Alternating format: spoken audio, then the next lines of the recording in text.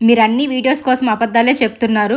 మీరసలు స్నానాలే చేయకుండా వెళ్ళిపోయారు టెంపుల్స్‌కి అనేసి అంటున్నారు. మేము స్నానం చేసుకున్నామా లేదా మీకెలా తెలుస్తుందండి? మేము సేమ్ డ్రెసెస్‌లో ఉన్నారని చెప్పేసి స్నానం చేయకుండా దేవుడి దర్శనానికి వెళ్ళిపోతారా చెప్పండి? సో, మేము అనుకున్న ప్లాన్ ప్రకారం డ్రెసెస్ తీసుకెళ్ళాము. కాకపోతే అక్కడికెళ్ళిన తర్వాత ప్లానింగ్ చేంజ్ అయింది. మనకి దర్శనం కూడా మనకి 2 డేస్ తర్వాత ఇచ్చారు కాబట్టి ఇంక అంతవరకు ఏం చేయాలి?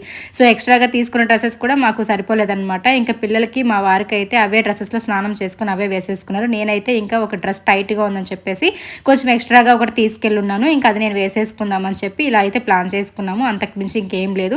అయినా ఫ్రెష్ అప్ అవ్వకుండా దేవుడి దర్శనానికి ఎవరైనా వెళ్తారా చెప్పండి? అది ఎలా కామెంట్స్ పెట్టేస్తారో తెలీదు. ఇంకా వీడియోస్ కోసం అబద్ధాలు చెప్పి బ్రతకాల్సినంత అవసరం అయితే నాకు లేదు. ఉన్నది ఉన్నట్లే మాట్లాడతాను. ఉన్నది ఉన్నట్లే చూపించుకుంటాను వీడియోస్‌లో. నా వీడియోస్ చూసే వాళ్ళందరికీ తెలుసు నేనేమని చెప్పేసి.